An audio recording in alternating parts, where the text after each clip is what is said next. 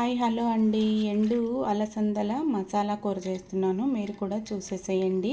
ఈ అలసందలు అయితే నైటే నానబెట్టేసానండి. ఇప్పుడైతే శుభ్రంగా 2 మాటలు నీట్గా వాష్ చేసేసి అలా పక్కన పెట్టుకున్నాను అనమాట. దీంట్లోకి ఒక 2 పొటాటోస్ అయితే పైన చెక్కు తీసేసి ఇలా ఉప్పు నీటిలో వేసి పెట్టుకున్నాను. ఇప్పుడు దీంట్లోకి కావాల్సిన మసాలా చూద్దామండి. ఒక చిన్న అంగుళం ముక్క అల్లము, వెల్లుల్లి, ఆనియన్స్ అండి. ఒక ఆనియన్ అయితే తీసుకున్నాను అనమాట. ఒక 2 టేబుల్ స్పూన్ల ఆయిల్ పెట్టేసి అలా పెనంలో ఫస్ట్ ఆనియన్స్ అయితే వేస్తున్నాను. కొత్తిమీర, కరివేపాకు, టమోటాస్ అయితే ఒక 4 అయితే ఇలా పెద్ద ముక్కలుగా తరిగి ఇలా పెట్టుకున్నాను అనమాట. 2 లవంగాలు అయితే తీసుకున్నాను. ఇవి ఫస్ట్ ఆనియన్స్ వేసేసి కాసేపు అలా ఉండికి పూర్తిగా ఏగనవసరం లేదండి.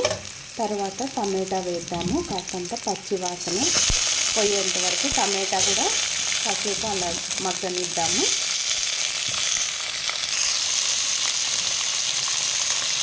మిగతాటివి కూడా మసాలా దినుసులు తీసుకున్నటివి వేసేద్దామండి. అల్లం, వెల్లుల్లి అన్ని మసాలాలోనే పచ్చి వాసన అలా వెళ్ళే వరకు కాసేపు చేసి కొత్తిమీర మగ్గితే చాలండి. స్టవ్ ఆఫ్ చేసేద్దాం.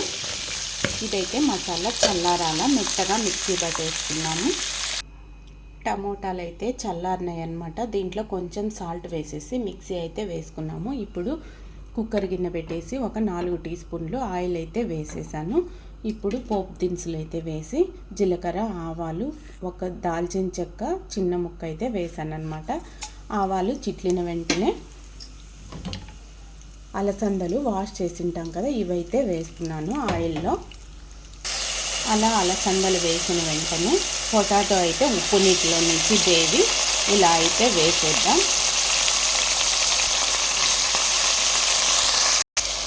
పొటాటో వేసిన కాసేపటికి కారము, ధనియాల పొడి, పసుపు, రుచికి తగ్గట్టు ఉప్పు అయితే వేస్తున్నాను. ఆనియన్ పేస్ట్లో వేసాం కదా ఉప్పు ఆల్రెడీ, దీంట్లో కొంచెం చూసుకొని వేసుకుంటే సరిపోతుంది. అలసందలకు నీట్గా మసాలా కారం అయితే పడుతుందన్నమాట. ఉప్పు కారం నీట్గా పడుతుంది ఇలా వేస్తే. ఇప్పుడు ముందుగా కొట్టి పెట్టుకున్న టమాటా పేస్ట్ని అయితే వేద్దాము. ఇది ఇలా కాసేపు ఉన్న తర్వాత ఇలా పేస్ట్ అయితే వేసేసి అలా అంతా ఒకసారి కలిపి మనము గ్రేవీ ఎలా కావాలనుకుంటే అలా దానికి తగ్గట్టు కాస్తంత వాటర్ వేసుకొని ఒక 2 విజిల్స్ అయితే పెట్టేద్దామండి. ఉప్పు కారం ఈ టైంలో అయితే చూసుకొని ఒక 2 విజిల్స్ అయితే పెట్టేద్దాం.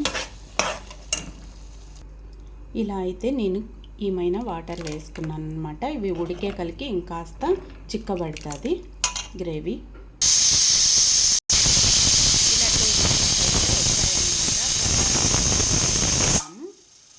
విజిల్ అయితే చల్లారిందనమాట. మూత తీసాను. ఇలా ఆయిల్ తేలింది చూడండి. ఇలా అయితే పర్ఫెక్ట్గా ఉడికినట్టు అనమాట కర్రీ.